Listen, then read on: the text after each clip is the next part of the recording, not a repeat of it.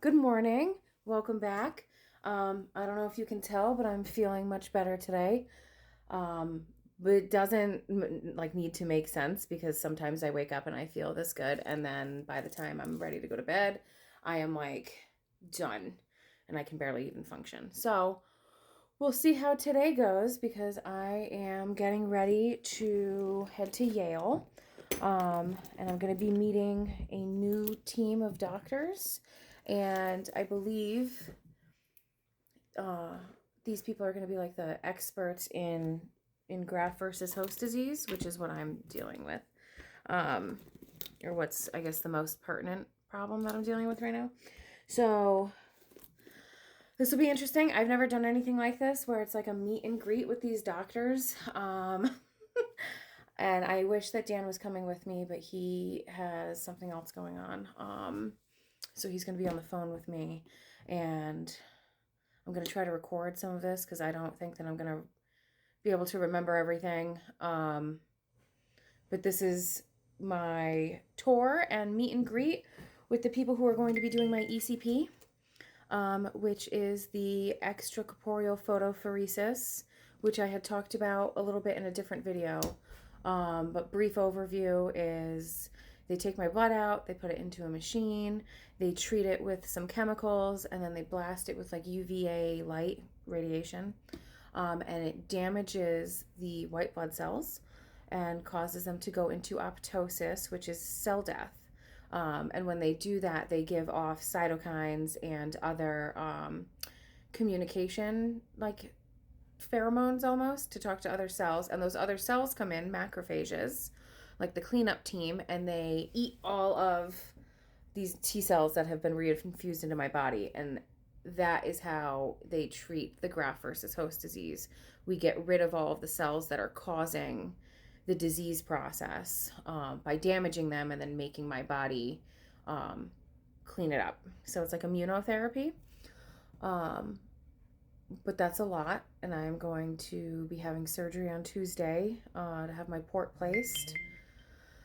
And it's going to be a long process with my treatments and how often I have to go. And I'm just very blessed that there's a doctor in Connecticut that has been working with ECP specifically for GVHD for a while. Um, and I'm hoping that these are the people that can help turn my life around because right now it's pretty miserable and it's really hard to function on a regular basis. And like, it's just, there's so much going on. Like, there's too much to even try to put into one of these short updates. And like, I have not had the energy to do like the podcast. And we talked about Dan doing one without me. And it's just, we're just going to wait. And I'm probably just going to do little updates on here. So one of the other updates that I did want to talk about, sorry, I'm just kind of packing my purse so I make sure I have everything because I need my wallet, identification stuff. I need my keys, obviously, but then I need all of my blood sugar stuff and insulin because I now have steroid-induced diabetes, which I love.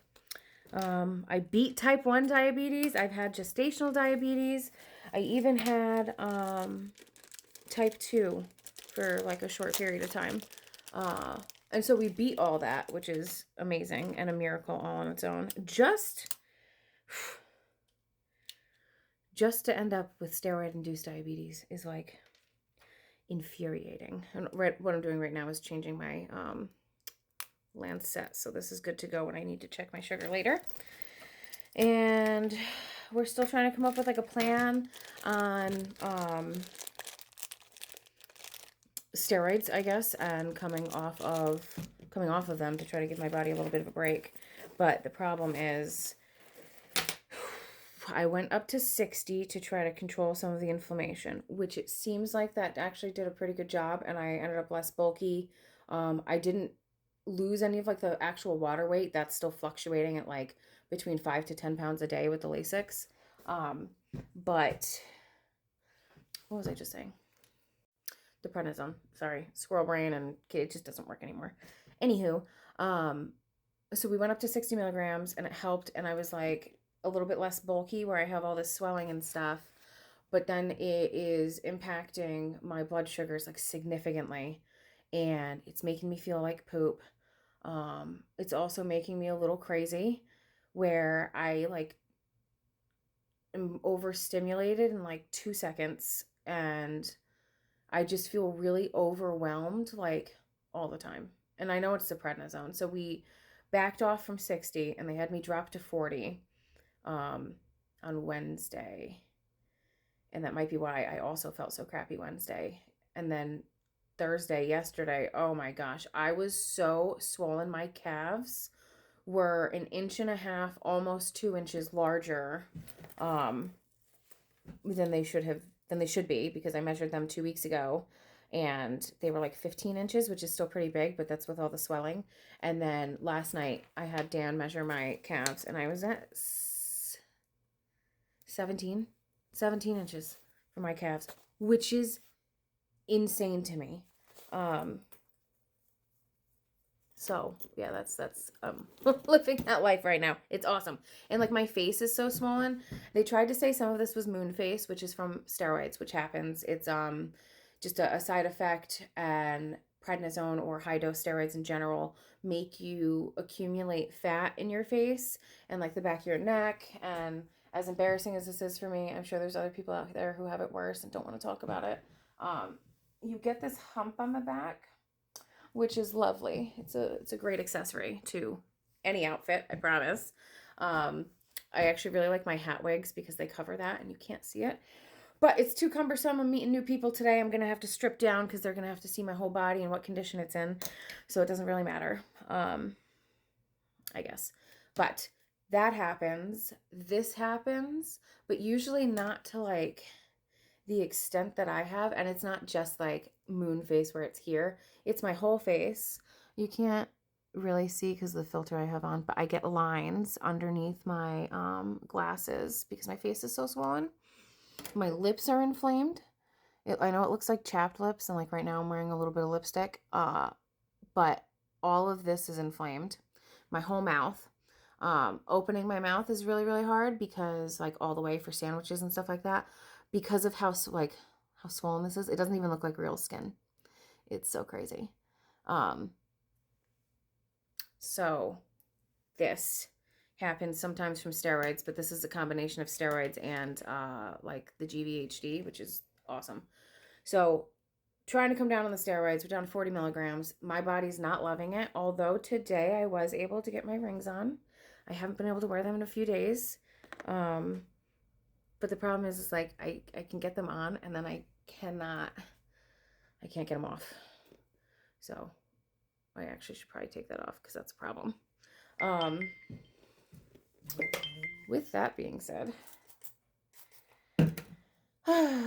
this is crazy. This is hard. I want to be as transparent with a lot of what I'm living through as I can be because just the amount of people who have like messaged me or us and said that like, you know, talking about this stuff has helped them or it's educated them in some manner or it's just given them a little bit of hope. All of that is why I do this. And I know it makes some people uncomfortable. And frankly, I don't care. I don't care that if you don't want to hear it, don't watch. Keep it scrolling. Because the people that I am trying to reach, I am reaching. And we will continue to reach with the people who care and can understand and want to be a part of this, whether it's just sharing or sharing their experiences or helping get the word out. But everything else, when it comes to like, if you don't like what I talk about, if it makes you uncomfortable, if you don't like my podcast, keep it moving because I'm not going to stop. Because I know I am trying to be the person that I didn't have when I needed somebody to be able to talk about this as openly as I am. So I guess as polite as I can say it with the hormones and steroids and everything else, kick rocks if you don't like it. Keep it pushing.